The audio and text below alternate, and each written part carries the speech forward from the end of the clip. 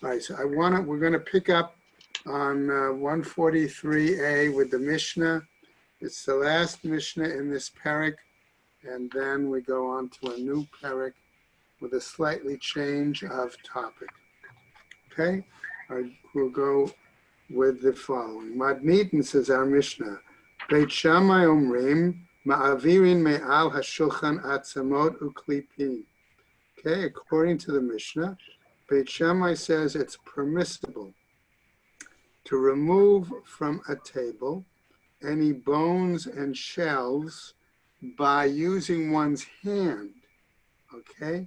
And, right, because if they're usable for animal food, that's what they base their heter on. Beit Hillel omrim misalek et hatavla kula. Okay, that one may remove, says Beit Hillel, the entire table, okay, so to speak. Remember, they used to eat with small little, I don't know what you call it in English anyway, but, you know, like snack TV tables. TV tables, exactly, Erwin. Right, that's what I was trying to think of, right. Okay, they would remove it. Umina'ara, and you would shake it or tilt it. Uma'avirin milefnei hashulchan perurin pachot mikazayetz.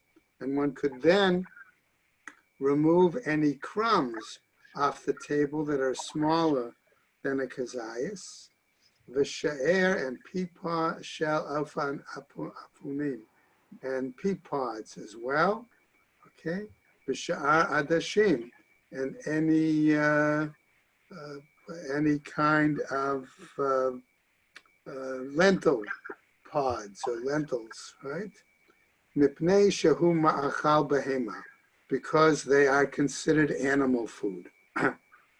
Right? Next piece from the Mishnah, sfog, a sponge, im yesh lo or beit achiza, if the sponge has a leather handle, okay?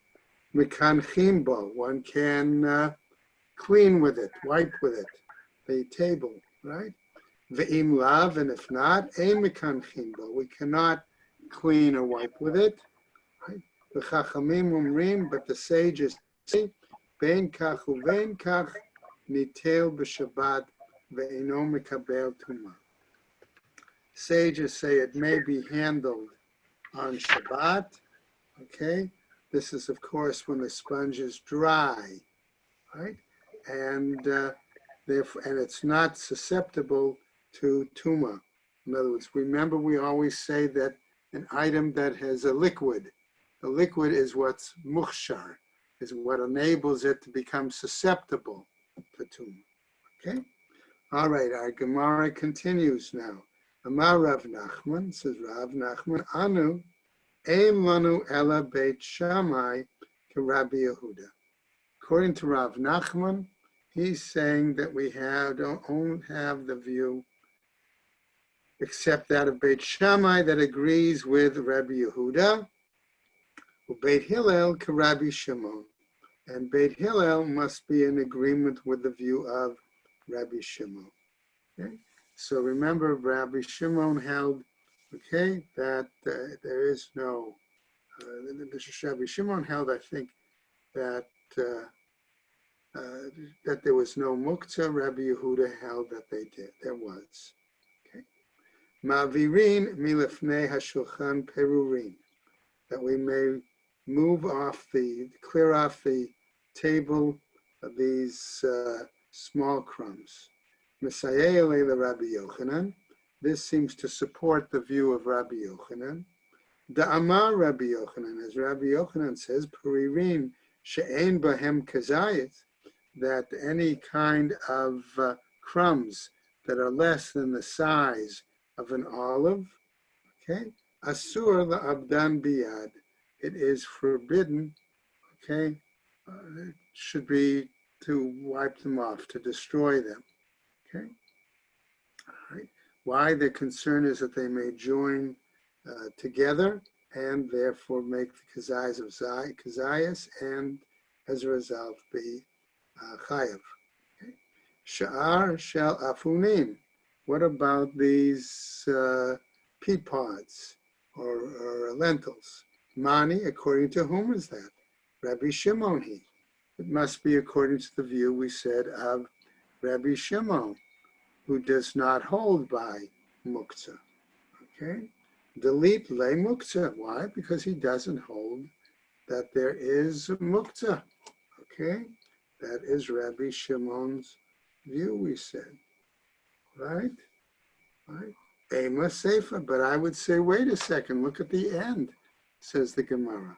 There it says, Sfog, the sponge, im yesh lo beit achiza, if it has a handle, mekanchim bo, one can clean with it. Ve'im lav, and if not, ein mekanchim bo, one cannot clean with it, wipe with it. Atan, the Rabbi Yehuda. I would say, says the Gemara, this we can teach this according to the view of Rabbi Yehuda also. The Amar, davar she'ein mitkavein asur, who holds that something that even though it's not, excuse me, intended, okay, the act, all right, it could still be prohibited. Baha, says the Gemara. Okay, in this case, afilu Rabbi Shimon modeh, then even Rabbi Shimon should acknowledge it, right?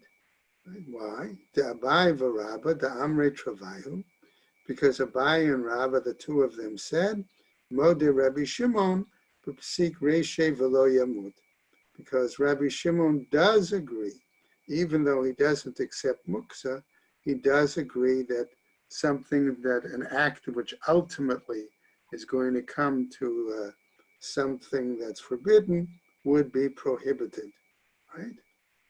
Okay. Hani garini de tamre armaita. So now we take another example of a foodstuff, right? These, let's call them seeds, dates, okay? Seeds that come from Aramean date pits, okay? Sharu, latiltulunhu, okay, they are permitted to be handled. Why? O'il v'chazyan agav aman. Why are they permitted? Because they are based on their original source, okay? That the Arab pits, the Aramean dates were permitted, right? Udepar saita, but Persian dates, asur, those are forbidden. Shmuel metaltalel laho agav rifta, okay? Shmuel, however, would carry those kinds of dates on a piece of bread, okay? So that would be the, right? Remember we saw that basically, right, similar to the cases we saw earlier. Now, a mnemonic device, Sharnam Shapaz Siman, okay, the mnemonic device suggests the names of the scholars that are going to be cited in the following material. Shin, of course, is Shmuel Vatame. Shmuel, according to his reasoning, the Amar Shmuel Ose Adam Kol Tzarko B'Pat. Okay, that a person may do all of his business, all of his activities here, of needs for carrying, by the use of bread. Okay, right. Now, what happens? Rava says, Metaltel laho agav lekana.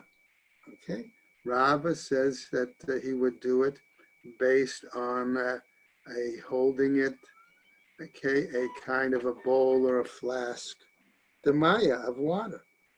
Okay, right. Rav Huna, Berei the Rav Yoshua, says a different agvid laho kigraf shorei. Okay, he said you can handle these items because it's comparable to using a chamber pot. Okay, so we see Amale Rav Ashi Amema. So Rav Ashi is going to question to Amema, V'chi osin graf shorei lechatchila. Okay, is it possible to really designate a chamber pot initially? Okay, after somebody did their business in it, and because it's ma'us, then it's one thing to move it on Shabbat. But otherwise, l'chadchila, Rav Sheshet, zarik laho bilishne. Okay, so what does he suggest? He says that Rav Sheshet, if he had these pits, these seeds, okay, from dates or things like that, what would he do? He would spit them out with his tongue. Okay? Rav Papa, zarik laho acharei hamita.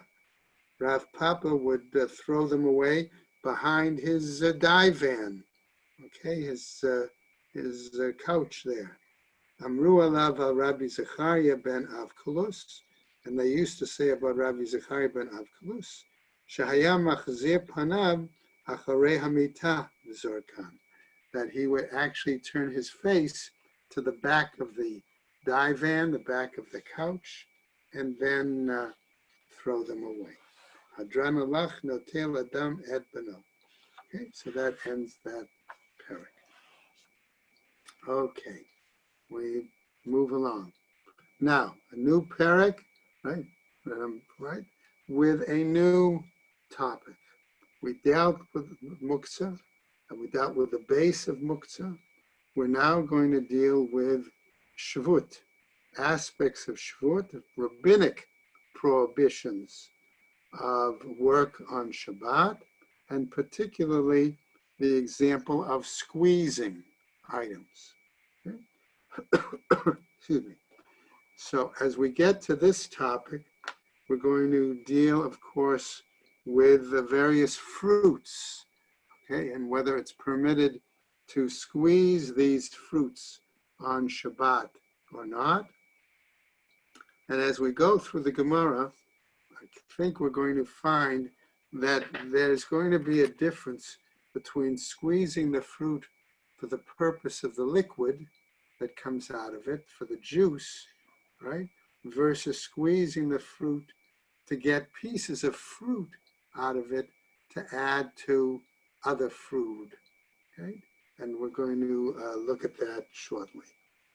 Okay, so let's start our new Mishnah. Chavit shenishbara. If we have a wine cask that gets broken, matzilin himena mazon shalosh seudot. It's permissible to save that liquid, okay? It could be a wine, it could be oil, could also, but let's say it's wine, enough for 3 meals. V'omer la'acherim, and to say to other people, ba'u v'hitzilu lachem, encourage them to come and save it for yourselves. Right? Ubilvad shalo yisfog, so long as he doesn't squeeze up with, in other words, absorb it, squeeze it up with a sponge or a rag or things like that. Then the Mishnah continues, Ein sochtin et haperot lahotzi mehen mashkin. We're not permitted to squeeze fruit in order to push out the juice. Ve'im yatsu me'atzman asurin. And if the juice, for some reason, whatever juice may have come out on its own, okay, on its own volition, so to speak, that juice is prohibited, according to the Tanakama in the Mishnah. Rabbi Yehuda Omer, says Rabbi Yehuda, disagreeing, im la'ochlin, if that juice, it would appear, comes out for the purpose of food. In other words, if you were going to be eating, that fruit, okay, hayotse mehen mutar, whatever juice that comes out of it, are going to use that juice for other food. Okay, we'll get examples. It's permitted. Ve'im lemashkin, And if that juice is for, if that what comes out of the fruit is for juice, for liquid, hayotze mehen asur, then what comes out of it, says Rabbi Yehuda, is forbidden.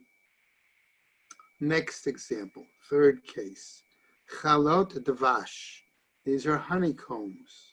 Shariskan, that one basically crushed on Erev Shabbat, Me'erev Shabbat, v'yatsu me'atzman, and any honey flows out of it on its own, asurin, that is prohibited. Okay, but Rabbi Eliezer, matir. But Rabbi Eliezer, on the other hand, would permit it, okay, in this case. Now, Gemara, Tana, says our Braita, lo yisfog b'yayin v'lo itapach. Okay, that one should not absorb it, sponge it up, this wine, or, okay, one should not collect it, right? B'shemen, collect the oil, shelo ya'aseh kederech shehu oseh b'chol, in a manner that he would normally have done it during the week. Tanu Rabbanan, says Abraita, nitpazru lo perot b'chatzer. Someone had a situation where he has a fruit, produce, scattered throughout his courtyard, right? Milaket al yad, one can gather it by hand, one at a time, so to speak, right? Ve'ochel, and eat them. Aval lo letoch hasal, but he cannot gather them as a group and put them into a basket. Velo letoch hakupa, and not in term and put it into a box. Shelo ya'aseh kederech shehu oseh b'chol, that he should not do it in the manner that he would do it normally on a weekday. Okay, continuing. Our next piece from the Mishnah, sochtin et haperot, that says we can't squeeze the fruit.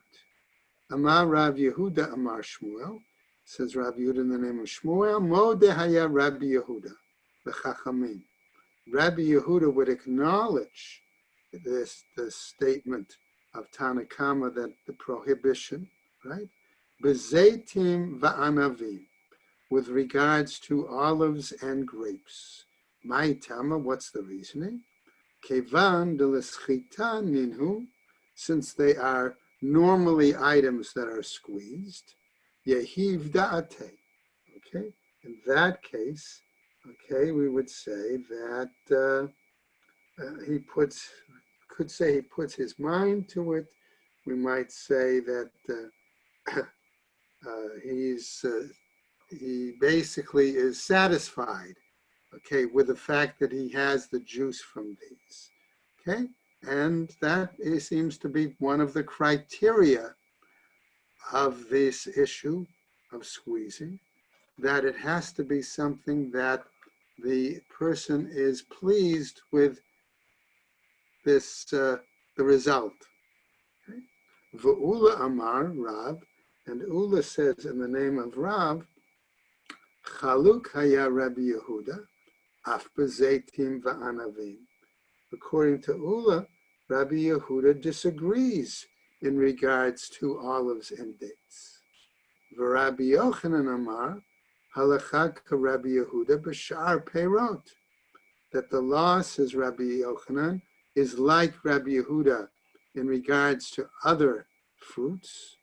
V'ein halacha k'Rabbi Yehuda b'zeitim va'anavim, but the law is not like Rabbi Yehuda in regards to olives and the grapes. Now, Amar Rava, says Rava, Amar Rav Yehuda, Amar Shmuel. Okay, in this case, Rava in the name of Rav Yehuda, in the name of Shmuel, the following. Right? Mo dehaya Rabbi Yehuda, v'chachamim b'zeitim va'anavim. That, he says, Rabbi Yehuda would acknowledge and agree with the sages in regards to olives and dates. Umodim chachamim Rabbi Yehuda b'shar peirot, and the sages, however, acknowledged and went along with Rabbi Yehuda's view, okay, with regards to other fruit. Amar le Rabbi Yirmiyah le Rabbi Abba.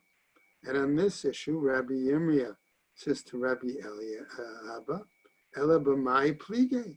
If that's the case, what are they arguing about? Amar le, he says to them, L'chi tishchakach. Go, he said, and you'd find out, search it out. Amar Rav Nachman bar Yitzchak, says Rav Nachman bar Yitzchak, Mistabra betutim v'rimonim plige. It seems that perhaps they're arguing, logical, that they're arguing about, in this case, mulberries and pomegranates is what they're arguing about. The Tanya, why? Because it's taught in the Braita, Zaitim, Shach Mehen, Shemen. If you have olives and you derive from it the oil, Va'anavim, Shemashach Mehen Yayin, and grapes from which you've derived from them wine, V'hichnisan, Bein la'ochel, Bein lemashkin, okay, and in doing so, you have them, okay, bring them in, you carry them, you deal with them, whether it is for food stuff or for liquid. Hayotse mehen asur, one who brings them out, who handles them in this manner, it's forbidden on Shabbat.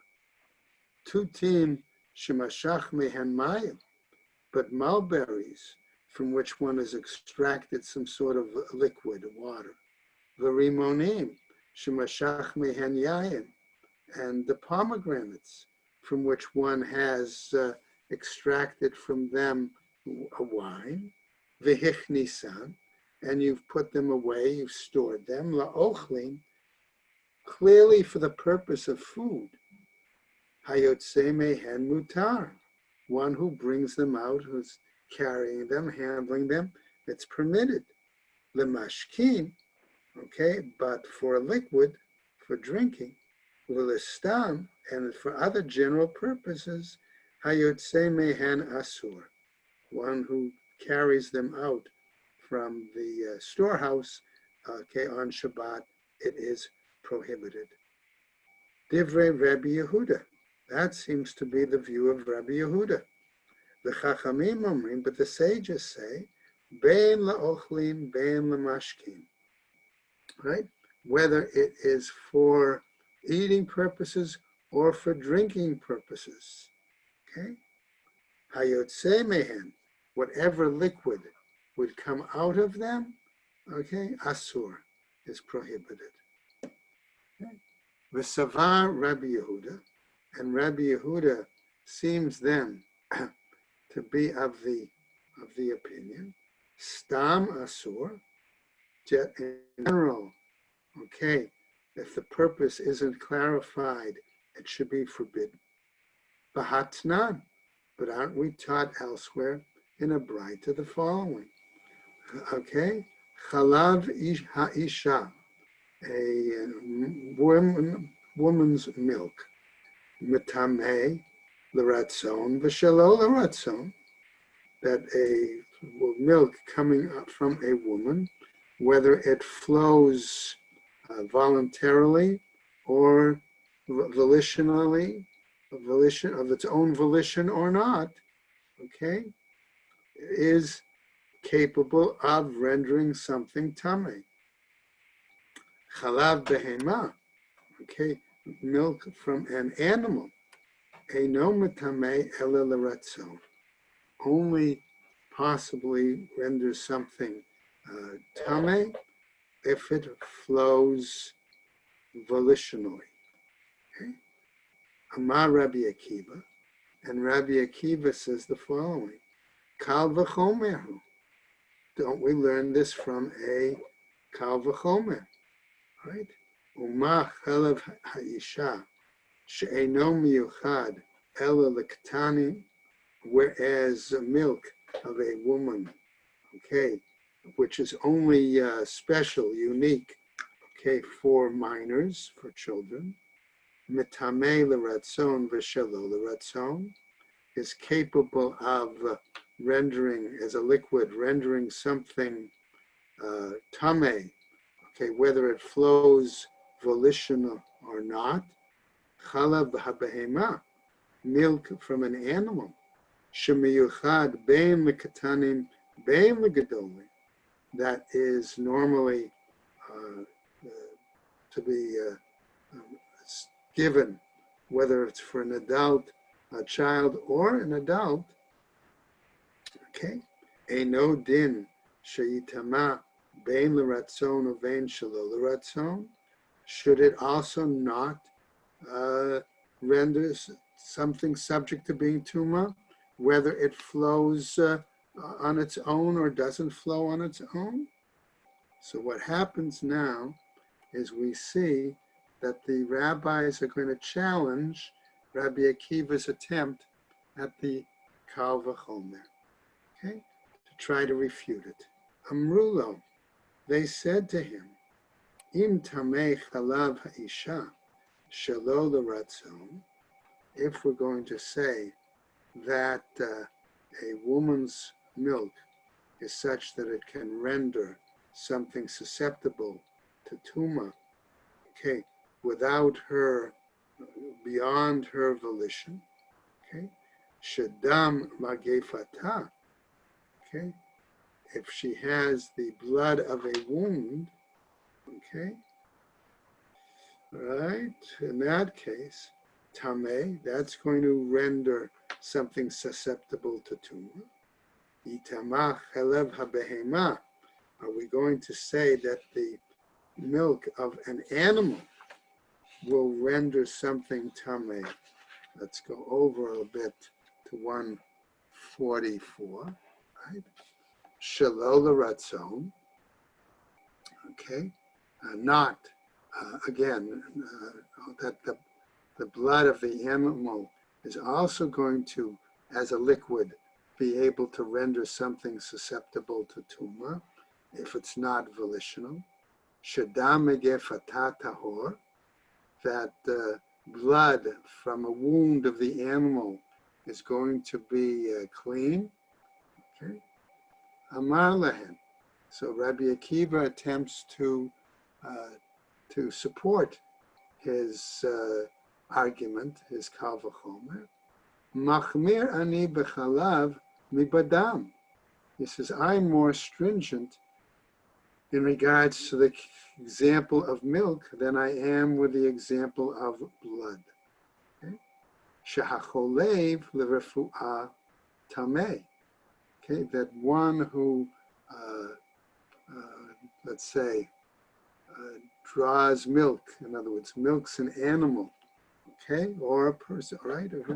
Okay, for health purposes, okay, as a remedy, that milk is a liquid that's capable of rendering something tameh. V'hamakiz l'refu'ah.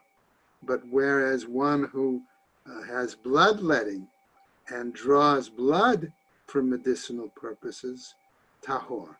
In that case, it is, Rabbi Akiva argues, it is not that blood, even though it's a liquid, under those circumstances, would not render something susceptible to being tameh.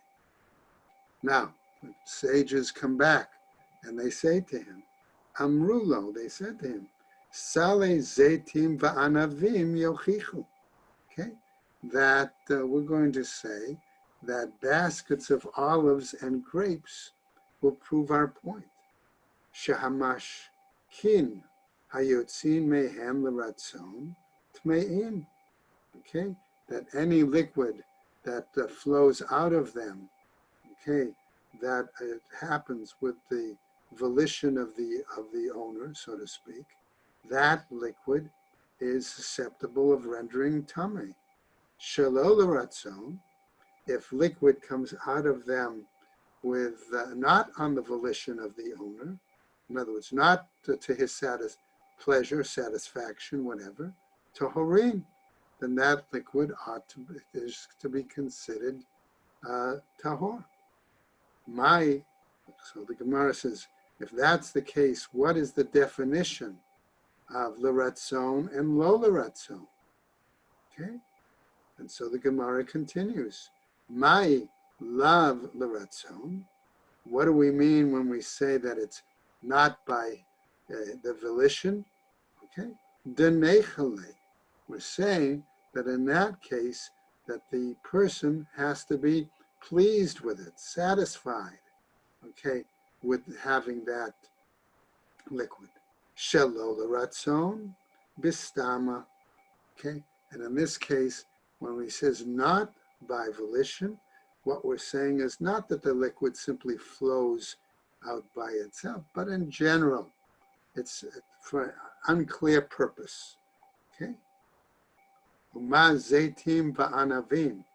And whereas we say that the olives and the grapes, the b'nei schitaninhu, these are usually items which are squeezed, they're pressed, right? Shelo l'ratzon, okay, that there's a possibility that juice, okay, or liquid will come out of them volitionally on their own, velo klum, okay, without, and then, okay, that seems to be natural, okay, nothing, no effort there. Tutim v'rimonim, okay, whereas mulberries and pomegranates, the lav b'nei schitaninhu, where these are not fruits that are normally squeezed, okay, that's not the normal process, okay, in which they are dealt with, right? Okay, lo kol shekain, okay, aren't we going to say there, so that all the more so that that if it comes out by volition, okay, it's stam that they shouldn't be tameh? No, says the Gemara. That's not the case.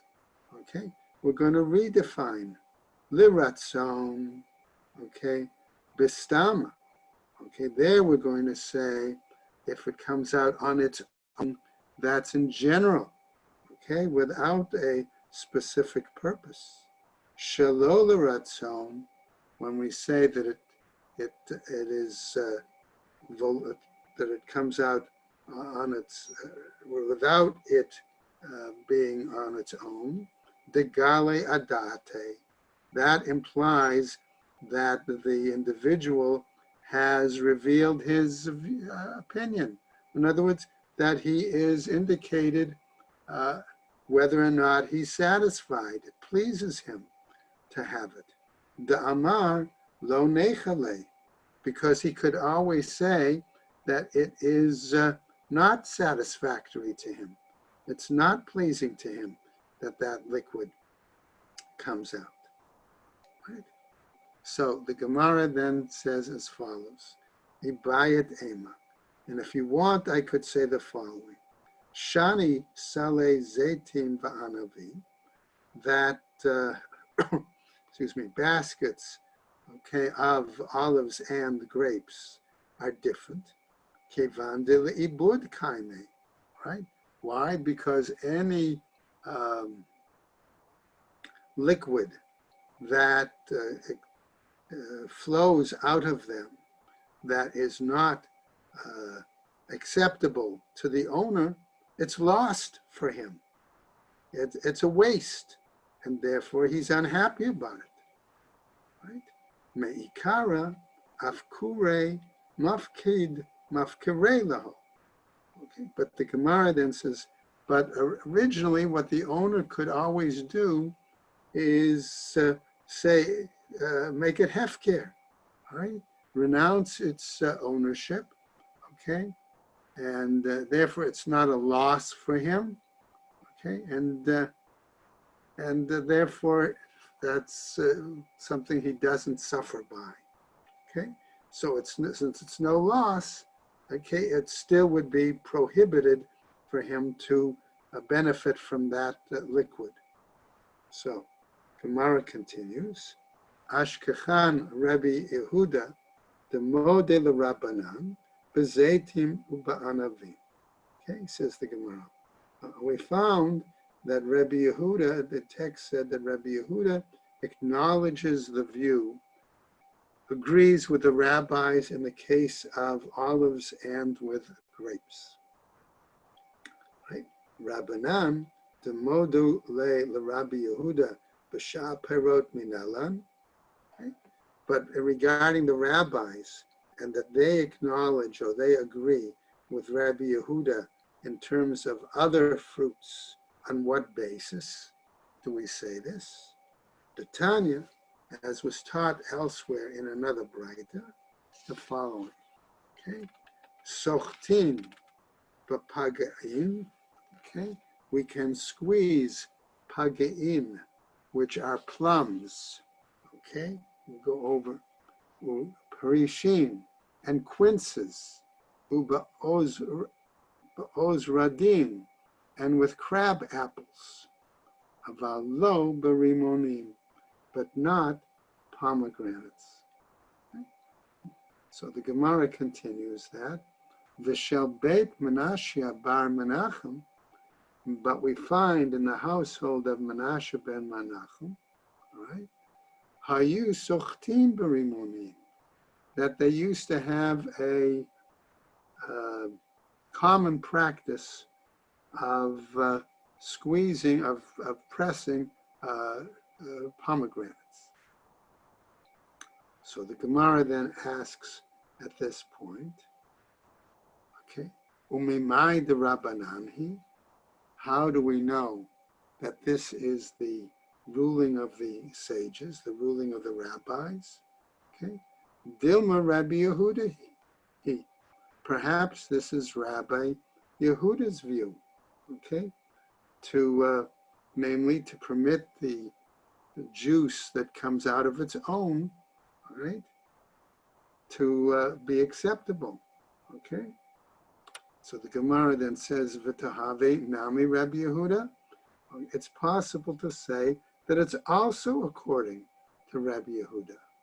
Amar, the Shemat le the Rabbi Yehuda, are going to say, have you ever learned or heard that Rabbi Yehuda is of the opinion, Yatz'u me'atzman, that if this juice comes out of it on its own, okay, sochtim lechatchila mishama'at le, that it's permissible to squeeze it initially, that would be permitted. Ella rather, my eat lach lemema. So what do you have to say in this regard? Kevan de la b'nei schita ninu. Since these items are not something that are normally squeezed, afilu lechatchila, even initially, right at the right, afilu tema rabbanan. You might could say then that even this might be according to the view of the rabbis. Kevan de la b'nei schita ninhu. Okay, since they, even though they are something that generally is not common to be squeezed, afilu lechatchila, okay, that this follows that even it may be done initially, shmamina rabbanan hi shmamina. Okay, we learn from this, indeed, that has to be a statement of the rabbis, and therefore that the rabbis would agree with Rabbi Yehuda that other fruits, okay, could be squeezed primarily, okay, certainly if it's going into food, but even if it's the question of using it, the liquid. Now, the Gemara is going to come back and try to clarify the statement that we had a bit earlier. Okay, Shabbat Menashe bar Menachem hayu sochtin berimonim. Okay, that we indicated that it was a practice in the household of Menashe bar Rabbi Menachem, that they used to squeeze pomegranates. Amar Rav Nachman, says Rav Nachman, halacha kashel beit Menashe bar Menachem. The law is like the household, that was being done in the household of Menashe bar Menachem. Amar le Rava the Rav Nachman. And Rava then turns and says to Rav Nachman, Menashe ben Menachem Tanahu, okay, is Menashe ben Menachem is he like a Tana? In other words, can you really cite him in such a situation, okay, as a source to be able to prove a law? V'chi tema, and if you want to say it this way: Halacha ki hai Tana desavar la kashel Menashe ben Menachem. Okay, that the law is like the view of the Tana, who is of the same opinion as was done in the household of Menashe ben Menachem. Umishum desavar ki Menashe ben Menachem halacha k'moto. And so Rabbah is going to further his attack and say, and simply because he holds like what's done in the household of Menashe ben Menachem, this single household, are we going to say that the law is like him? Menashe ben Menachem, have ruba da alma? Are we going to say that Menashe ben Menachem is like the majority of the world? In other words, we usually only would say it follows a certain practice if that's the common, generally done, not if one particular household follows it. And yes, says Rav Nachman, Ditznan, as we find elsewhere in another Mishnah, the following, he says. In other words, is the fact that there is a single precedent of this, is that enough to base the law on? Okay? And he now cites a Mishnah to try to prove his point in that regard. Hamikayem kotzim bekerem, one who allows thorns to grow in his vineyards. Now, thorns, remember, are a different kind of produce, okay, than vines. And so therefore, we're dealing with a question of kilayim, right? Rabbi Elazar Omer Kadesh. Rabbi Eliezer, right, says that these items are another kind of produce, and therefore, is that the case? We have a situation of kilayim, and therefore it's forbidden.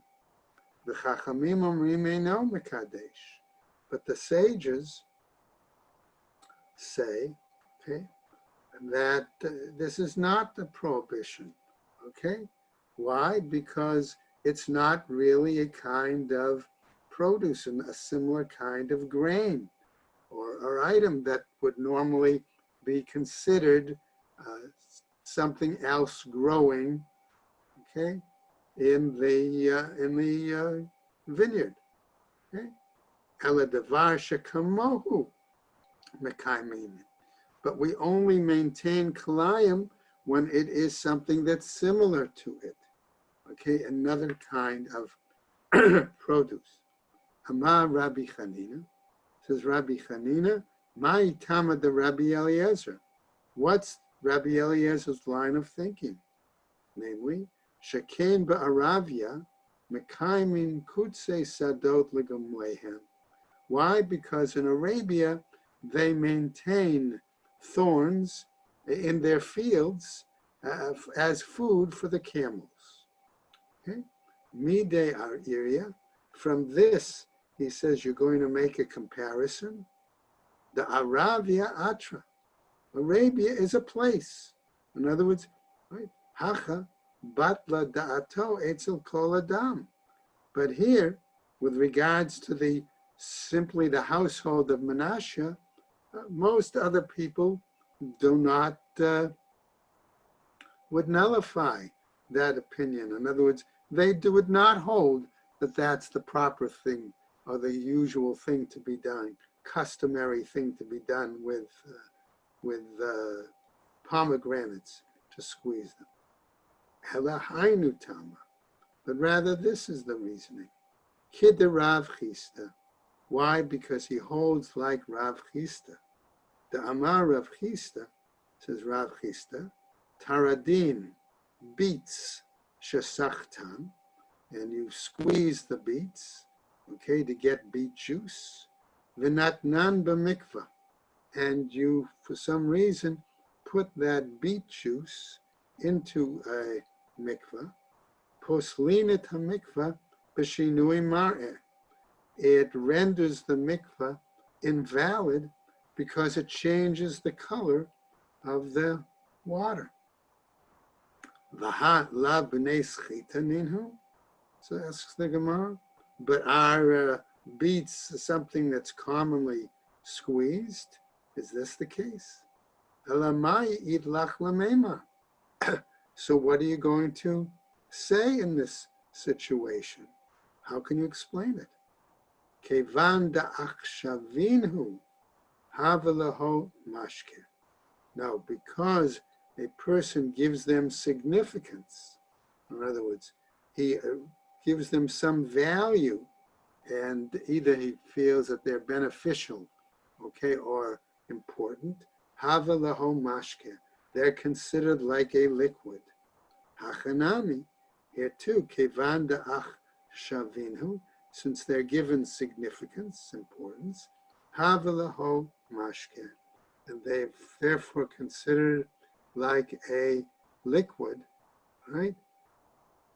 Rav Papa Amar, says Rav Papa, however, what is he going to tell us? Amar mishum dahave davar she'eno si mimenu mikvah lechatchila. No, it's forbidden, okay? Why? Because it's something from which you would not create or make a mikvah initially. Okay, that's what he's arguing, right? That's what why it's renders the mikvah unfit, right? V'chol davar she'eino sin mimenu mikvah lechatchila posel et hamikvah b'shinui mar'eh. Anything that liquid that you could not make a mikvah from initially is going to invalidate the mikvah by changing its appearance. Okay, go just a bit further. Tnan hatam, also now a new statement in our Gemara. It was taught elsewhere, okay, in another Mishnah, all right? Nafal l'tocho yayin o chometz. Okay, we're now dealing with a mikvah. If into the mikvah there fell wine or vinegar, okay? Oh, mochel. Mochel is a kind of discharge from olives. Not so much olive oil, but I gather it is a kind of watery, sedimenty, mixture that comes out of olives. Vishina mar'o pasul, and it changes the color of the liquid of the mikvah. It renders it pasul. So the Gemara asks, Man tana de mochel mashkehu? Who is it that teaches that this olive water, this olive discharge, okay, is a liquid? Amar Abaye, says Abaye, Rebbe Yaakovi. It's Rebbe Yaakov. The Tanya, as he teaches, Rebbe Yaakov Omer, Mochel Harehu Kemashke, that this olive discharge is like a kind of liquid. Okay, we're almost going to come to a stopping point. Umatam amru mochel hayotze b'tchila tahor. And what was the reason, right, that he said that this is tahor, that this liquid is tahor? Because again, we see he does not want it. In other words, it's not beneficial, it's not advantageous for him, and therefore he doesn't really want it, right? And just to finish up a bit, Rabbi Shimon Omer, Mochel Eino Mashke. Rabbi Shimon says this is not a liquid, right? This olive discharge. Matam Amru Mochel Hayotzei Me'ikul Beit Habad Tameh.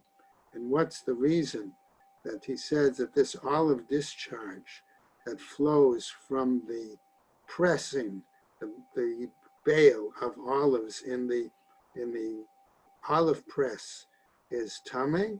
Lefi she'efshar lo below tzichtuchei shemen.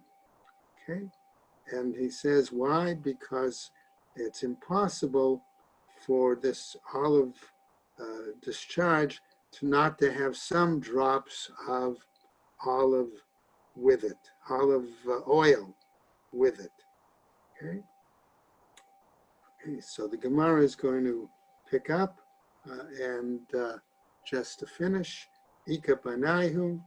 Okay, Mai Banai, what's the difference between them?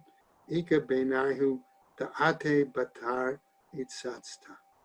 Okay, he says that because it's impossible for there not to have some drops of oil, olive oil, come out with this olive discharge. And now Rabba Amar, and Rabba is going to, in a moment, continue with a different reason like we saw before.